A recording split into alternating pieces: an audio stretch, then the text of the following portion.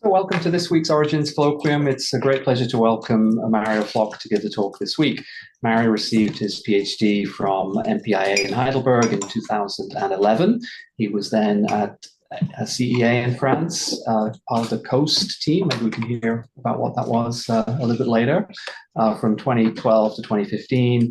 And then 2015 to 2018, he was in the Interstellar Medium and Heliospheric group at JPL.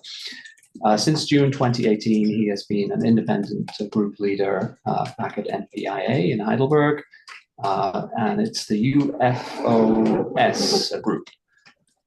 That's correct. Again, maybe we'll find out what that is in a second. But I know Mario's work for a long time about the very sort of detailed simulations of protoplanetary disks, and especially their inner regions. So it's a great pleasure to hear about his latest work in this area.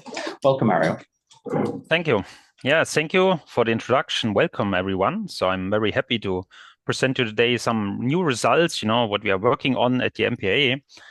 So I write here rim worlds. What do I mean with that? So we are typically simulating or studying protoplanetary disks, so accretion disk around T Tauri stars, around Herbig stars, intermediate mass stars.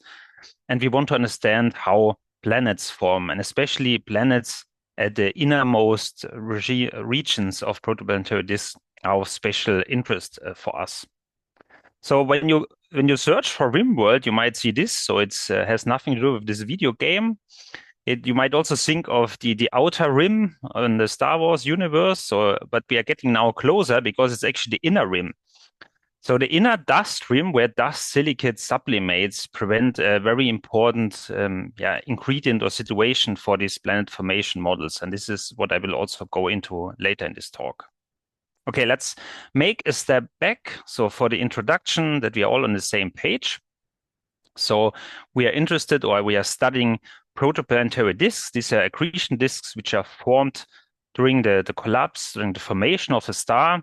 Due to angular momentum conservation, we have this flat rotating structure, which evolves for around several millions of years. And eventually, we are ending up with systems like it is here shown, the TRAPPIST-1 systems, so exoplanetary systems of terrestrial planets and giant planets. So to go a bit deeper into the gas disk evolution, I show you this plot here, which shows you on the y-axis in log scale the mass accretion rate in solar mass per year, and in the x-axis this is the age, also in log scale. So this is taken from Lee Hartman, and it illustrates very well how we expect the gas accretion, the gas disk to evolve. You see here on the left part is a sort of star formation regime. We still have an envelope, and the accretion rate is very episodic, very oscillatory. You see accretion outbursts, so FU-ORI outbursts, so strong variations of the accretion, which is mostly triggered by gravitational instability and the fact that these systems are still very optical thick. So it's a coupling between the thermal structures and the GI. And you see here in the red dashed line, so as long as you have still this envelope in falling onto the disk, this feeds the GI instability, this feeds this FU-ORI outbursts. We are interested more on the T Tauri phase. So once the envelope is gone, so we have more isolated system, then we expect that the accretion rates drop. We have values at the order of 10 to the minus 8 solar mass per year. And this is the regime where we mostly focus our works on, our simulations on. You see that this spans from below mega years up to several mega years of age. And then we end up, of course, in the debris disk phase, where most of the gas is already gone. So the main questions we want to address here are, of course, turbulence. So how magnetohydrodynamic, how MHD instabilities drive the kinematics, the turbulence in the disks, but also winds. So winds driven by MHD, so magnetic driven winds, or photoelectric heating are here very important to drive the accretion. So this is part of the gas evolution. Of course, we're interested in the dust evolution as well, how small grains grow, settle, coagulate, and fragment, because there's always an interplay between the dust and the gas.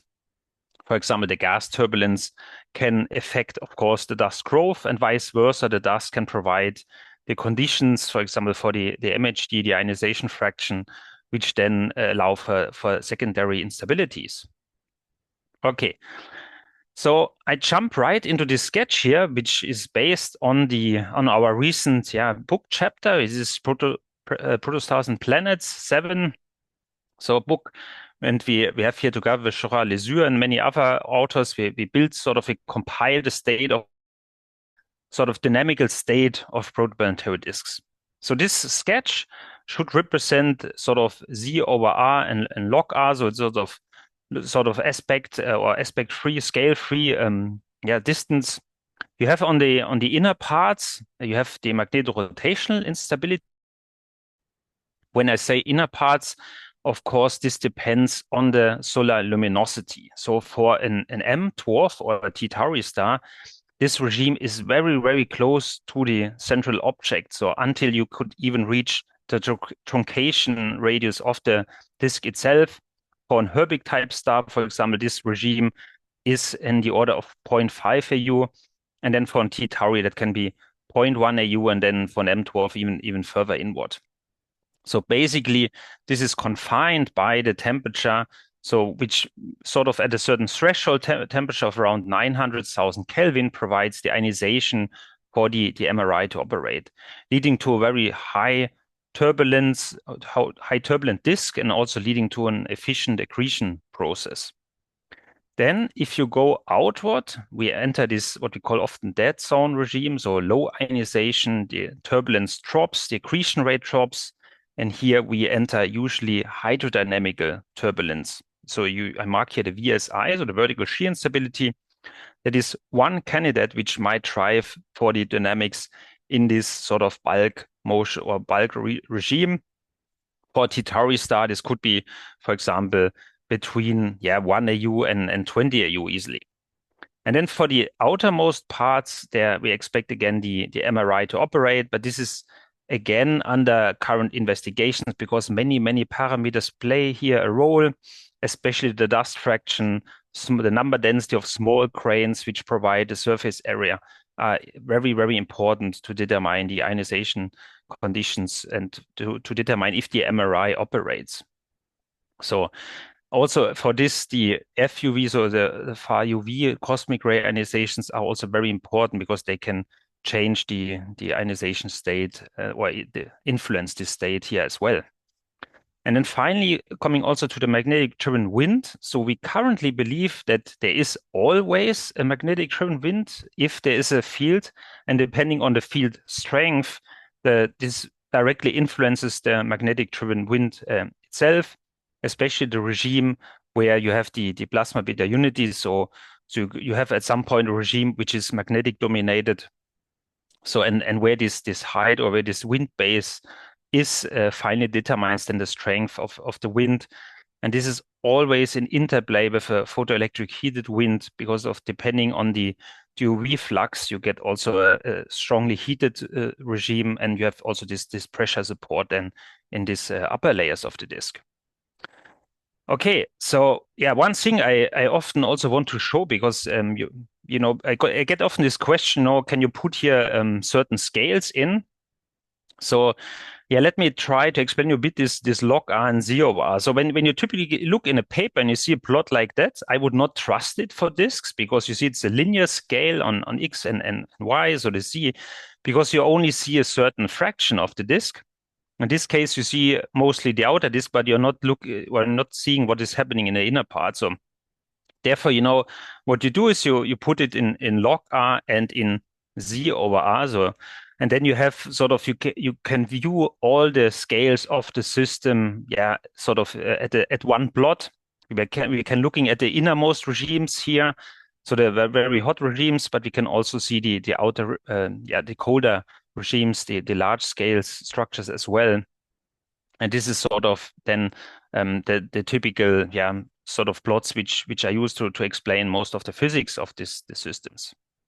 Okay, so coming back to this, let's move to another part which I find very important, which was also established or which we think is sort of established in the community, and this is called the ionization transition regions. So what do I mean with that? So I mentioned to you already the MRI, so the magnetic rotation instability. Now, given the fact that the ionization is changing in the system, we also expect a strong change in the turbulent parameter and also in the efficiency of accretion transport. And now you can imagine when you have different regimes of different turbulent activity, this will induce perturbations or variations in the pressure. And it is, of course, crucial because we will reach situations where dP over dr, so the radial pressure gradient, is zero. And these are very important regions, especially to trap dust grains. And I will come back later to this again. Okay, switching to the dust evolution. This is, of course, an important, also an important aspect in this, in this part of the studies, because we have to understand not only how dust grains grow from submicron grains here, as is shown here in this interplanetary dust particle. We have to understand how these grains grow to dust pebbles, to planetesimals, and to rocky planets. And especially these small fluffy grains, these are very, very important for us because they provide not only the opacity, they provide also then together with the gas, how many free electrons are in the gas phase and how many electrons are actually bound to the small grains. And they have another property. These are the ones which are, of course, easy to observe. You see here the HH30, this famous Hubble image of this edge on disk. So the star is here blocked by the small grains. But the nice property of the small grains, they are very well coupled to the gas. So you can see even the flaring angle of the disk. And in this case, you can even see, light is scattered towards us here from the low density regime. So this is a nice property. And then if you go there, if you want to ask, how does this look like? I often compare a protoplanetary disk with sunstorms. You see here this dust storm, which contains also grains of below 10 micron. And this is, of course, also observed on Mars. So I think that's a very good representation. So a protoplanetary disk is sort of a big dust storm, which is, there. Okay. So coming from the dust storm now to the larger grains. So when we speak about pebbles or millimeter, centimeter size objects, then we, of course, have to go to longer wavelengths. Here on the right, the classical HL tau observation by the ALMA telescope. So we think that in what we are looking here is more similar to Saturn rings. So these are larger objects which are settled to a very thin disk. And then exactly when you look here at these rings and gaps, we think that this is connected again to the region which I mentioned you before, the dP over dr is zero. So we think that these pebbles are trapped in pressure maxima. Yes, showing you the Saturn rings again. So we think actually that this is really similar. I mean, when you take an aspect ratio, these things that the rings are very, very thin, so 10 meter high, and then here 282 million meter wide. So it has an aspect ratio of 10 to the minus 8. If you look now in a protoplanetary disk for pebbles, and let's say they are still stirred up by the streaming instability, you get 10 to the minus 6. So it's not too crazy different. So therefore, if I get asked how a protoplanetary disk looks like, then it is really more like, Saturn rings with a dust storm on top of it. So I think that's a very good representation. Okay, so let me explain you a bit more about the radial drift. So I mentioned to you the regimes of ionization transition are important. So why is that? Let's again make a step back. So imagine you have a gas parcel rotating around a star and a pebble. So the gas parcel feels an additional pressure gradient force. So it's a dP over dr force because of the drop in temperature and density, and this is directed outward. So that means the gas parcel rotates not that fast, so it rotates sub-Keplerian to be on a stable orbit. But the pebble rotates Keplerian because the pebble doesn't feel the gas pressure. And you see that if you are now a pebble in this system, there's always a drag term. So there's a headwind and there's a momentum exchange between these two components. And the classical models, they predict that the pebbles very quickly drift inward. And this is, of course, very efficient, this process, if the Stokes number is unity. So the Stokes number is just a product of stopping time times the orbital frequency. Yes, and one way to prevent it, again, is at this pressure maxima. So where the radial gradient or the pressure gradient here is zero, then the gas particle is also rotating with Keplerian. So they have the same velocity. There's no headwind, no momentum track anymore. And this is where we think where the pebbles are concentrated. And again, we have now also more and more observational constraints, which sort of prove that that's what we are looking at. So these rings are pebbles concentrated in pressure maxima. Okay. So yeah, dust rings. So this is something I get often asked, well, if there are these two ionization regimes, which are probably here the inner part and the outer part, probably we see only two or a few dust rings, but actually it's very, very easy to cause these perturbations. So before I go into details, so let me tell you a bit more about the UFOS group. So we are now all working on different topics. So we have a dust subgroup where we're working more on the streaming instability, on dust track instabilities. We have the vertical shear instability. So I will talk in this talk. I give a bit more details on that, especially from the work from Marcelo Barraza and Lissandra Flores, who now are postdocs.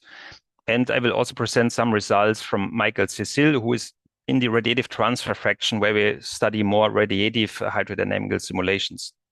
And then we have also now a group working more on the MHD part. And soon we will have a group working on the accretion onto giant planets. Okay.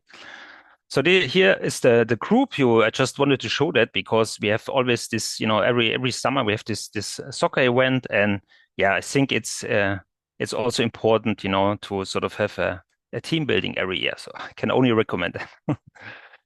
Okay. So our tools. So we use the Pluto code. So you might know this is a very famous code, very similar to the Athena ++ code. It's Godunov type code, so chalk capturing scheme. It's written in C, MPI parallelized, and we are now making a big effort to move to GPU because also the high performance cluster in Europe are moving more and more to GPU accelerated clusters. So we also have to go with the time here. And then when we run these simulations on this, for example, here spherical grid, we get, of course, a lot of data output, which we post-process with Python NumPy routines. And then also we do a more sophisticated Monte Carlo radiative transfer to connect to the observations. Okay, and just very briefly to show the basic MHD equations in spherical geometry. So this was sort of the state, the basic MHD equation we had 2010, and then step by step we improved this. We added dust motion and feedback, radiative transfer, and resistive terms like ohmic resistivity, ambipolar diffusion, or the whole term. Okay. So before I go in the inner disk study, let me go now from out to in. So these ionization transition regimes, so that you have an idea how this works. So I had here a work from 2015 where we actually set up a full global 3D non-ideal MHD model. So what we do is we have here a system from around 5 to 30 AU, and then we study the sort of the outer edge of the dead zone. So we study that by including a resistivity, so which is sort of in the inner part, the resistivity is strong. In the outer part, the resistivity drops, so it's more ideal MHD. And then we let this evolve. So this is a snapshot. So this shows the toroidal magnetic field in milligauss. So that means we can also present the field strength very well in this system. And then you see here certain characteristics like the change of the sign of the toroidal field at the dead zone in the phase. So there are strong current sheets, and also the sort of smooth structure you see here in the inner part, and then the more turbulent structure in the outer part. And then on top of this simulation, what we then added are dust pebbles. So the pebbles which feel the gas, which feel the dynamics. And these dust pebbles can then sort of drift inward, can get concentrated at pressure maxima. And then we can sort of post-process this dust density. And that's what we did.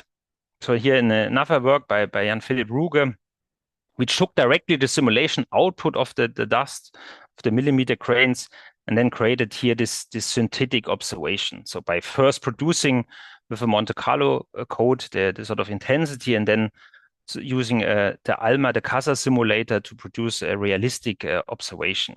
And the goal here is to show you that magnetic-driven gaps can actually perturb the dust density quite efficiently, and then you can also see dust rings and gaps as it was seen for the HL Tau observation. Okay, so let's move now from the outer part further in. So so I showed you here the dead zone outer part. So what happens inside the dead zone? So that was a very let's say a very popular model for the recent 5 to 10 years was to study this vertical shear instability, and it's still ongoing. So basically, what you assume here is that there's not really strong magnetic fields. So it's a pure hydrodynamical model. In this setup, we of course use also radial and vertical density stratification, a very high resolution. So that's often good for the hydrodynamic instabilities. And then what you need, of course, is for the vertical shear instability, you need a vertical shear, so which is provided when you have a radial temperature gradient, which is typically the case in protoplanetary disk. And then what you also need in addition to the vertical shear is a very fast thermal relaxation. So what does it mean?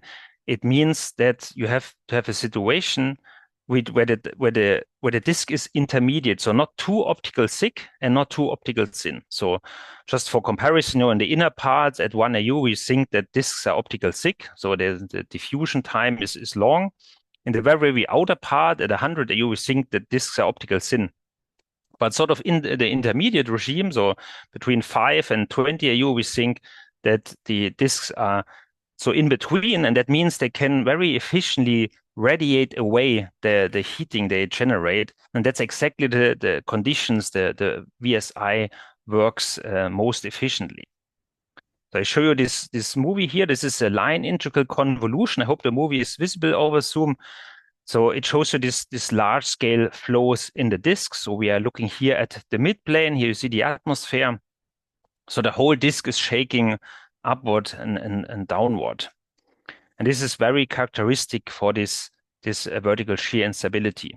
And you can imagine that this has, of course, strong consequences for the dust as well. So you can mix up small dust grains very efficiently when you have this sort of large scale flows penetrating the disk. And then when we saw these simulations, of course, we were also interested to actually resolve this, the kinematics directly, because what you can do now is you can look with ALMA and observe line emission, and then typically with, for example, the 12 CO line, you observe at the high altitudes or at the upper layers of the disk. And then we asked the question, can we actually do that? And that was the work here by Marcelo Barraza. He did a similar model, but now fully 3D, so not 2D anymore, with a lower resolution per age, but still enough to get the VSI. And then he did this very nice, again, synthetic observation. But this is now the gas, so the molecular line. So what to get at this state, you have, of course, to model the line profile, and the best you can do that by sort of modeling the first order flow, which is the Keplerian flow. You see here the V mod is the Keplerian flow, which you have to actually model, then remove that from the line, and then you are left with the residual. So in a sense, this, what you see here, is sort of the most optimistic case. So the Keplerian profile, and also it's phase on, which is also good. So if it's inclined, it gets more and more difficult to fit this Keplerian profile, because it's emitted from a surface at the disk. But let's say you have this sort of optimal conditions, phase on disk, you are able to remove the Keplerian component. And then you see that you get this upward and downward, so this blue and red shifted sort of line, which you can translate directly into a velocity. So this is for a certain configuration here done for ALMA. So again, this is not an observation, so it's really a synthetic observation based on simulations. And we got lucky because in the same year, there was actually a real observation here by Rich Teague, which here on the right is shown for 12CO. That was from the MAPS large program. And you can see again these deviations, so these upward and downward motions in the disk. And when I saw that, I was impressed about the scales. I mean, about the amplitude of the velocities. They match really well for the VSI. So, but yeah, of course, the observers are more interested to find planets. So they wanted to explain this feature by a planet, but at least for this system, we think that the VSI could be really, the sort of the responsible instability behind this kinematics. Okay, so let's move on. So Marcelo also continued this work. So I was speaking about planets. Of course, he had this question: can we actually see a planet in the system? And then he put in sort of a Saturn mass planet, a Jupiter mass planet, and a no planet. And then it was clear that for a Jupiter mass planet, you can see this classical Doppler flip very well. But for a Saturn mass planet, it was already very difficult. Saturn mass planet was actually destroying this VSI, this instability, while without a planet, that was just reproducing the pure VSI case. So in a sense, you need very massive planets to actually see the sort of the Doppler flip, because any hydrodynamical or magnetohydrodynamical turbulence will also here play a big role. Okay, sort of the first take-home message: ALMA is great. You can now spatially and spectrally resolve the kinematics, and that is very important to quantify the dust structures as well. Okay, let me now go to the inner rim, so the rim worlds. So when you want to understand the rim, you first have to understand your dust physics. So for example, you have to understand how efficiently a dust grain absorbs in the UV and re-emits in the infrared. So what you need is, of course, here a dust opacity profile like it is here. So this is typically a profile of small grains. So it's steep. So you see that this is the absorption opacity is higher at the UV and optical compared to the infrared. And that's always the case when you have very small grains. So for even smaller grains, this profile gets even steeper. And that means that small grains are sort of superheated, I would call it, so as long as they are directly heated by the star. So you see here this radiation hydrostatic model. So this you see on the top temperature and the bottom density. And if I let this run, so I increase here the dust density, you see that this typical structure, what I mean with typical, this is really the structure at the inner dust rim. So we have here a small halo. The black line is the tau1 line of the irradiation. So there most of the irradiation is absorbed. And then you have the colder, sort of what we call then dead zone behind. And this structure looks always similar. So depending on the star, it can move closer to the star, as depending on the stellar luminosity, or it can be further away. Yes, and we compare that also with ring radii. You see here again different models. So colors are our models, and the symbols are the observed systems. So we compared this, and the ring radii matches very well with what is observed. Okay, so very briefly, I just want to mention that we use, of course, several parameters, so stellar parameters, opacity parameters. Eventually, the opacity is, I would say, one of the biggest free parameter we have, because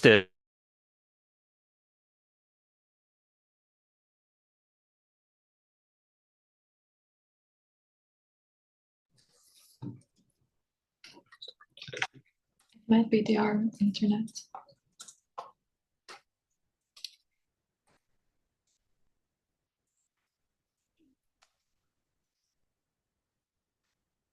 Sorry, Mario, we lost you there for a second. Okay, what did you saw last? Was it here? You got to reshare. I think you were saying how the dust opacity is most important. Oh, yeah. Okay. Yeah, give me 1 second. I will reshare. Sorry for that. I don't know what happened. No problem. Maybe trying to finish in about 5-10 minutes or so. Perfect. Yep. Okay. Can you see again? Was it this screen where? Yeah, that's right. Perfect. Yes.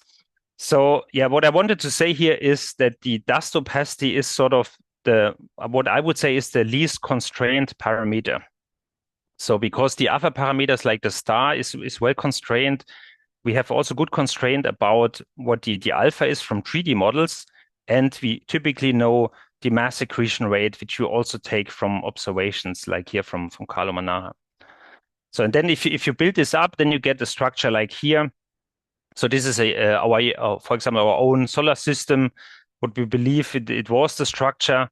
And you can here see again the pure gas case. So here's the dust sublimation. The green line is sort of the profile again where the tau 1 is there. You have the water ice line. And then you have again the planet trap, or what we expect, where the pebbles and the planet are trapped.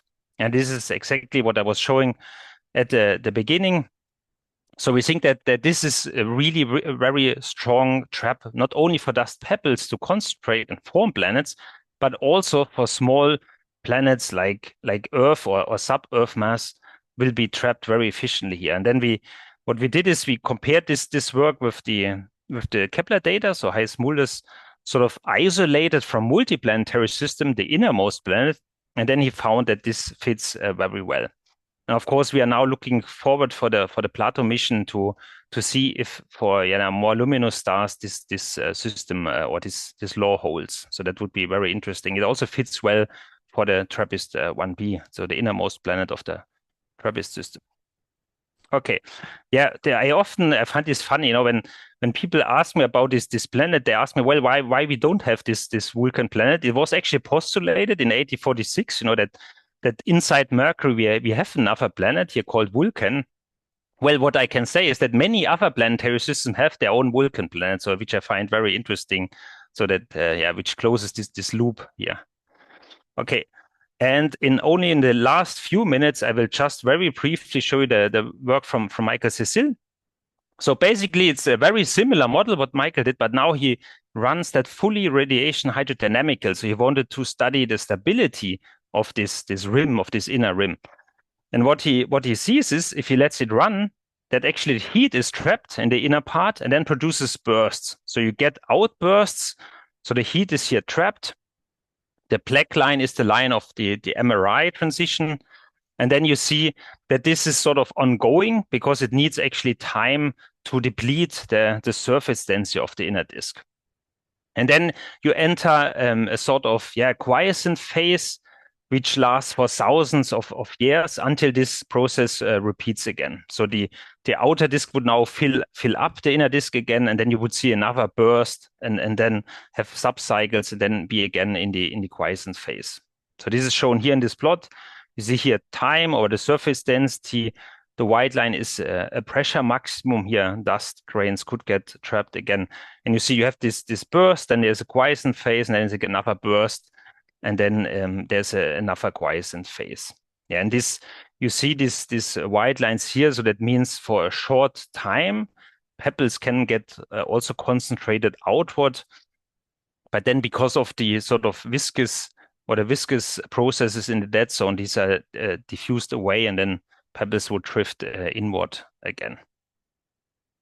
Yes, and then also finally, of course, you can look, for example, here at these most innerward or the most prominent trap, how the temperature evolution is, and you undergo these cycles of temperature at this regime. Okay, that's already the final, so the second and final take-home message. So the transition between the MRI and dead zone is really important for planet formation. So it's the highest densities, the fastest time scale. So we think that the first planets are formed there. It's a very efficient trap for pebbles and migrating planets. And in addition, there's a regime of accretion bursts. And with this, I come already to my summary. So I mentioned to you many things. Yeah, we are working now on thermal wave instabilities, accretion bursts, so dust track instabilities, studying also the magnetic flux. And there's, of course, a big transition now going to the GPU version of Pluto. So we are also working here on the adaptive mesh refinement and self-gravity. And with this, I thank you for your attention, and I'm happy to take any questions. Thank you. Great, thank you very much, Mario. For questions and discussion, maybe we'll try and structure it, methods and then results. So are there questions about methods first from people? I know we have a number of people working directly in these methods. So Pluto at the moment then does not have the AMR or the self-gravity. That's on the to-do list, is it? Just to be clear.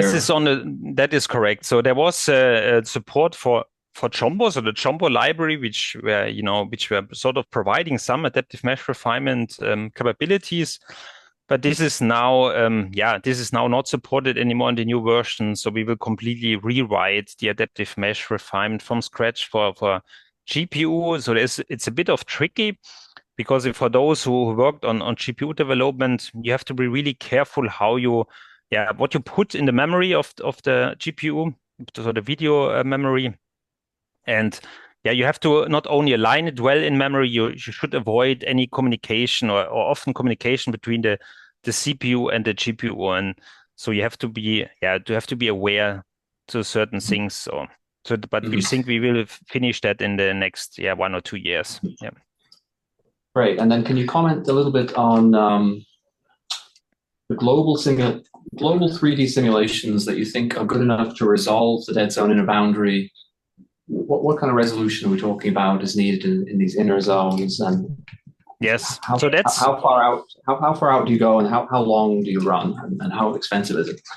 Yes, so the full 3D simulations of the inner rim, so they usually, you can only do it for a few, let's say hundreds of inner orbits. So this is, I would say, the maximum. So these are a few hundreds of dynamical times, which is good, to get into a saturated state of the MRI. But of course, it's probably not enough to study any, planet migration or any strong burst evolution.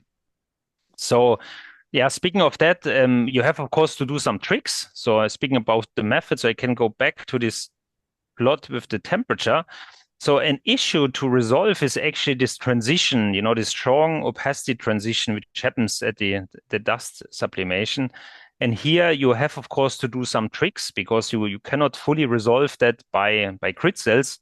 So typically what we do is we introduce a few cells with sort of moderate dust density to absorb the irradiation, because otherwise most of the irradiation would be absorbed in a single cell. So, but we tested that, for convergence, for resolutions, and also we tested the temperature, so that works quite well. So I think with a few, I would say with a few tens of cells per pressure scale height, we can model these even in 3D very well. Yeah. And that's enough time for the winds to develop and the transport of angular momentum by the winds. Yes, the winds are of course always there. So once you have a field, the question is how far you can you can increase. You see it here, the latitude. So it's of course the larger you make this domain, you go closer to the pole, and then time step gets smaller. So this is in 3D a bit more difficult. So most of the simulations of the wind simulations, they study sort of what you see here, the axisymmetric case, and then they can go closer to the poles. But for 3D, this is still tricky, but I think more and more doable. Yeah, if, for example, when we look at the GPU models, the new global GPU-driven models. Yeah. And chemistry and dust evolution in the methods section. Any comments? How well are you designization correction? Yes, so there, I mean, from the dust evolution and the chemistry, we are sort of at the first steps, I would say, because I mean, what they have shown you here, this is mostly with a sort of constant dust to gas mass ratio. So we assume a certain fraction of small grains, they stay in the atmosphere and they stay in the disk, and they provide here the opacity. Now, step by step, we have also members in a group which start to merge this with a more complex dust evolution by, for example, having dust settling, by having dust drift, and then you of course get a sort of a first step in the direction of dust evolution. You can see what's the dust density, how strong the dust is drifting. So that is currently under development. Yeah. No questions, Virginia, on the methods? Yes, we do. We have two. Great. Yeah. Okay, go ahead. Hi, Mario. This is Leo. Can you hear me? Yes, I can hear you well. Hi. In particular about this simulation and this slide, the classical works from the early 2000s and you know, even Goldreich, Chen and Goldreich, 1997, they show that below 1 AU, the gas and dust are not thermally coupled. So what drives the gas cooling in these simulations? That's a very good question. So it is true that in the regime which you see here, the vapor regime, and in the regime very up, you know, very far up, you are absolutely right. There, the gas and dust temperature decouples, and there you have just line emission, which mainly cools the gas. Now there are two different extremes, right? You can have very efficient line emission. So actually, the funny part is if I check for photochemistry and with the people doing Prodemo in Munich, they tell me that the line cooling rate or the gas line cooling is actually sometimes even more efficient than the dust, for which I still cannot believe. But in fact, this is still, where current investigation goes, what's actually the temperature of the gas, right? Because in this model here, which I show you right here, we just use a very small gas opacity, continuum constant, which should sort of mimic, a minimum cooling. But you're right, the gas and dust temperature are decoupled. What you are looking here is only the dust temperature. And for the gas, we need more sophisticated models. Yeah. But this is also some groups work on that. Yeah. And Nathan? Yeah, thanks for the presentation. I was wondering on this, to produce those type of initial conditions for the simulations, what type of algorithms do you use to produce what it looks like a very complex structure, right? Yes, so that's a good question. You're right. So when we, for example, run the fully radiation hydrodynamical models, we need initial conditions. So how do we do that? So this goes, I probably should show this one. So this is sort of the parameter which go in. It looks quite complex, but eventually there are not so many free parameter. So I would say, let's say the only two free parameters is the mass accretion rate. So we assume that the radial mass accretion rate is constant. So we assume a steady state. And then if you have this mass accretion rate and you have a certain dust to gas mass ratio and a certain opacity, that's all what you need, because then you just build up your radiation hydrostatic equilibrium by having these iterations, which I mentioned before. And then you end up in a situation where the mass accretion rate is constant over radius, but the surface density, of course, changes because you have different, strength of alpha. And then, you can add up in a situation like that, where you have a sort of steady state, which is reached after around 20 iterations or so. And this is then what we use as initial condition for the fully dynamical runs. Yes. Okay. So, but yep. I remember Andrew saying that those iterations, because you talked about this instability that appears in the dynamical simulations, and he was saying that there is a similar thing happening even when we try to converge to an initial condition iteratively. Yes, very good. You mean the connection what Michael find, the dynamical ones, right? And the heating, I guess. Yeah. So that is a very good point. So it is true that in this radiation hydrostatic model, once you couple the alpha with temperature, of course you might end up in once you add alpha viscous heating in the simulation, you end up in a situation where you're absolutely right, where you can have a situation where this is actually not converging. And that's exactly because it's not the solution, right? The solution is a dynamical state, is an accretion burst. And that is what's happening. So most of the works, and this is here including most of the works, they include the viscous heating. So they cheat a bit. So they include the viscous heating only for the dead zone. They just have a constant alpha, and an alpha which does not depend on temperature, because you are right. I mean, this system would not converge in a radiation hydrostatic simulation. So in other words, we sort of have a small trick, we fix the alpha to the alpha dead zone, and then we run it, in the dynamical way, and then you immediately see the burst, and then you have to sort of lower the surface density to again reach the quiescent phase. And that is actually interesting that you pointed up. So that basically means that for a certain mass accretion rate, it always bursts. So for a certain minimum mass accretion rate. For example, this value here would be sort of close to the limit. If you go up, it bursts. And if you go lower than that, it would be in a quiescent phase. Yeah. We should move to the results section, discuss, because you have lots of interesting results to discuss. So you had 3 sections in results, I think, the outer disk, the dead zone, and then the inner rim. So why don't we start in that order then? The outer disk results. You showed pebble rings. Do you think they're all pressure traps, do you? All these ALMA rings? Or yes. Could be... Yes, we think that these are mostly pressure traps. I mean, there's several reasons. First, I mean, there's now more and more proof, that these pebble rings overlap with regimes where the Keplerian rotation or where the gas rotation is very, very, very Keplerian. But it also fits, for example, with the radial drift, because these systems, when these rings would radially drift, they would not survive very long. So, and it is therefore it makes sense to assume that wherever they are fully trapped, or that what also could happen is you could have a traffic jam, right? When the radial drift is reduced at a certain radial location, then you get locally an enhancement of dust. So that is also something which could happen, but we believe, from models that most of them are sort of trapped in sort of pressure maxima. Yeah. And those could be due to planets, so the pressure traps. This can be.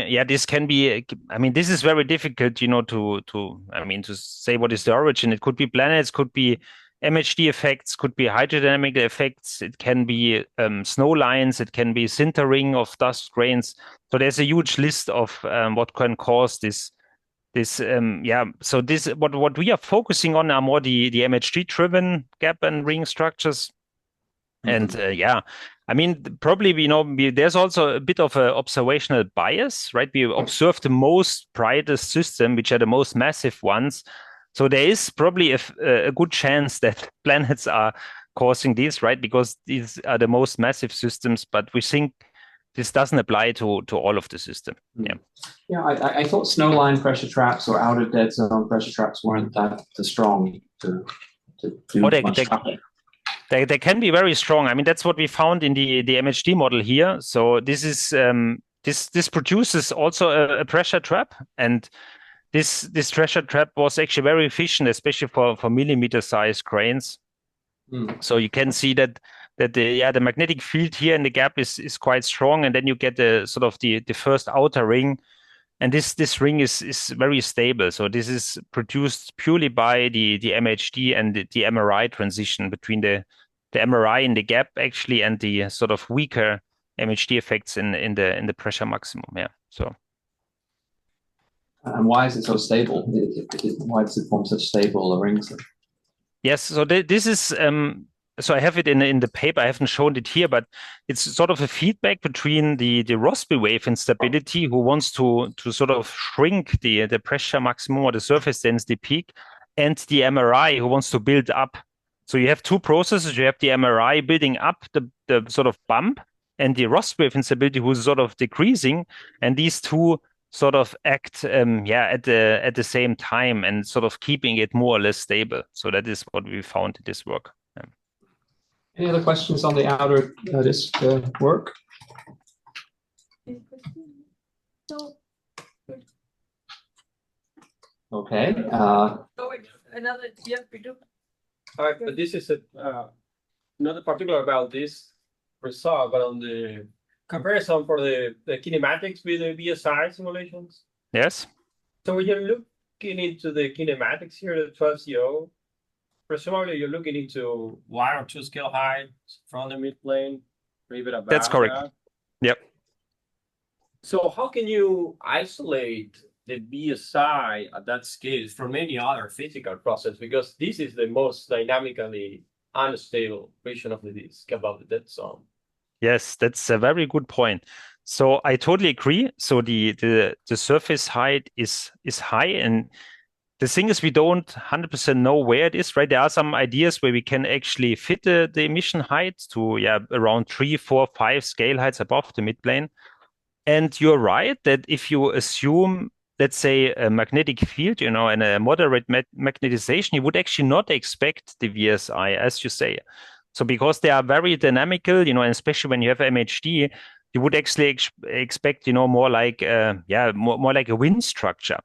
But that's not what we see, and that was a big surprise, especially for the EXO-ALMA results which we had, that we don't see always this wind. So, yeah, to answer your point, so it's a good point you raise, that why we actually see VSI in these upper layers. It might be that the disk is sort of more decoupled from magnetic field. It might be that the fields are lower, so that the magnetic flux transport happens early in the disk, and there's just no field left. So there are many reasons which could explain it, but I agree, it's puzzling. It remains puzzling. It's not only magnetic fields, but also the cooling time scale presumably increases as you go higher and higher. So yes, so in this simulation, for example, Marcelo, what's your cooling time scale? How that changed with the scale height, for example? Yes, that's correct. So typically, as you say, when you go up, you have sort of the maximum or the most efficient cooling you have around, I would say, two scale heights, right? Because that's where the tau 1 of the infrared layer lies. And then when you go to the midplane, right, it goes up. It needs more time. And also, if you go in the optical SYN regime, right, it takes longer because of the coupling. So that is true. So we think that in the regime, what we are looking here, we are still close enough to this, very efficient cooling. But that is of course true. That don't has to be the case if you're looking at, for example, 5 scale heights, right? So this has to be included. Yeah. One point I should make here. So that what also could help are, of course, line cooling. So if you have, efficient molecular line cooling, that brings you again, the cooling time down. So eventually that could be that, because we are looking at the 12-0 line, right? This is also sort of cooling. So this is something which I think no one has studied so far. What's actually the efficiency of line cooling on this? So this is also under investigation currently. Yeah. Thank you. And what will you learn from other isotopologues or other observations? I mean, there are claims of magnetic field strength measurements in the disks. Are you comparing those? These are super important. I mean, especially Zeeman. Observation of the Zeeman effect. So because here we can get, constraints on the field strength. I mean, that's very important. I mean, the topology of the field, I would say, is not so important if it doesn't give us the strength, because it's the field strength, which really, changes between a wind-dominated case or, a pure VSI dominated case or anything in between. So yeah, this is something which we would need. I mean, I think there's only a few observations on the Zeeman effect out there, and these are mostly limits. So these are not really, strong 5 sigma detections. So yeah, we are still waiting for this, and that would be, of course, great to have more on this. Yeah. Mm-hmm. And the outer edge of the dead zone, is that all consistent, or it must vary a lot, does it, depending on environment? Yes. So we have pretty good, predictions, right? I mean, from this model I showed you here, so we have, strengths of several milligauss, but again, this is sort of close to the detection limit.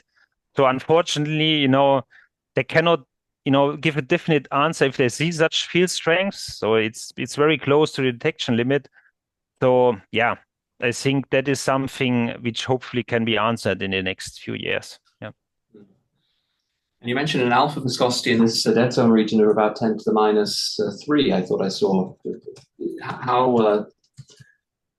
How stable is that result? Or because we often take 10 to the minus 4, but is 10 to the minus 3 a better number? Yes. No, I have to admit that 10 to the minus 3 was, it is I would say it's on the high side. So I agree that the more, let's say, more conservative values go in the direction of 10 to the minus 4, because that's also the, something on what the VSI, sort of would produce. And the 10 to the minus 3, we took it in because we wanted to have the sort of the upper limit. So it cannot be higher than 10 to the minus 3, but it's certainly probably, or most probably be below that value. So in this simulation, which you see here in the global one, you actually get the 10 to the minus 3 level from, in the let's say at around 10, 20 AU, because it's close to the active regime. But if you go inside, it very quickly drops easily to 10 to the minus 4 and below. Yep. But you were deriving this number self-consistently from your simulations. Yes, from this simulation you see here, it's self-consistently derived from the inner rim models. This is a free parameter, right? So this parameter you see here, the 10 minus 3, that's a free parameter. So so. Very good. I do want to come to the inner rim in the last few minutes, so hopefully we can do that now. The major question I have here is, Mario, we've been discussing for a number of years, is whether I need to care about heating from the star at all, or whether it's just so optically thick, it's just local viscous heating. Perhaps you had graphs with UV photons coming in from the star. Yes. Can you comment on that? Why can I not neglect that just because of very high gas opacity? Yes. So it basically comes down if you know the gas opacity well. You're right. I mean, if, for example, in this model, when I assume a very high gas opacity, then all this regime here would be optical thick, and then this green line you see here would move close to the boundary, so close to the truncation radius, if you want. The problem with this model is if you don't have this structure, you would get a very different infrared emission in the K band, so in the H and K band, and we have constraints from near infrared interferometry like the VLTI.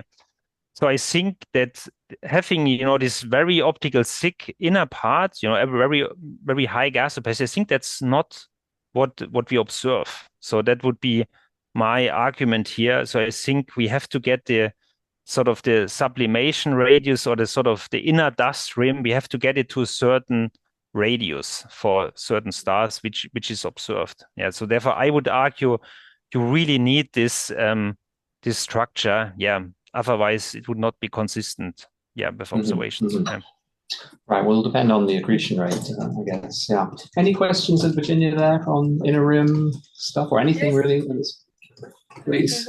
Hi, Mario. I'm Shanja. I have a clarification question. So here there are a lot of things going on. You have the transition between the dead zone and the MRI active region, and that can causes pressure bump, and trap dust.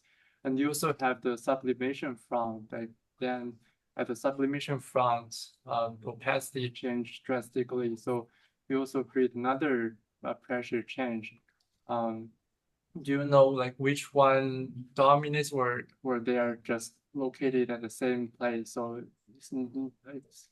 they're effectively the same and not distinguishable with each other.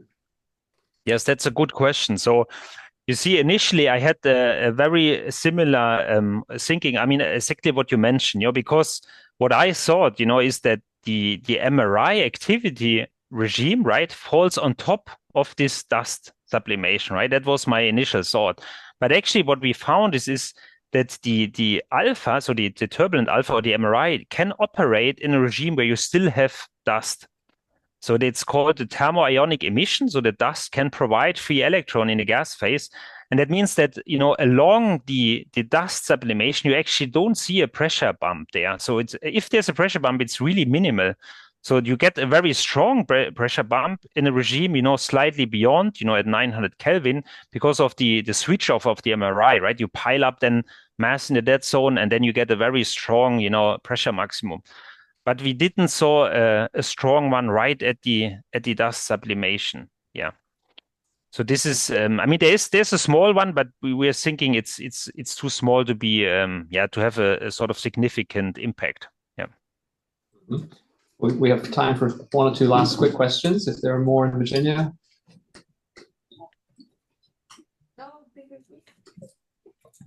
You're good there. You had this graph of the location of the innermost planets. Perhaps you can just pull that up again. I want to make sure, because we have some work in that area as well and now going on. So the idea here is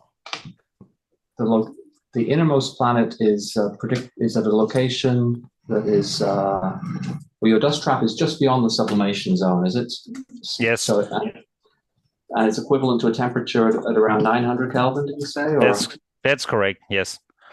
And you have an analytic formula for where that should be then, which we can. So yeah, well, what it did is, it depends, right, on your dust, right? If you make your dust grains, for example, very small, right, then your absorption to emission efficiency changes, and that would shift this whole red line, up or downward. So I think what is more solid is this power law, but where it exactly lies, that depends, on the detailed dust. In this case, it fits well for the choice which we had. But in principle, this is what I would expect. You can look it up in the 2019 paper. So, Great. Any last urgent questions for Mario before we close the main session? If not, let's thank Mario again. Thank you. Yeah.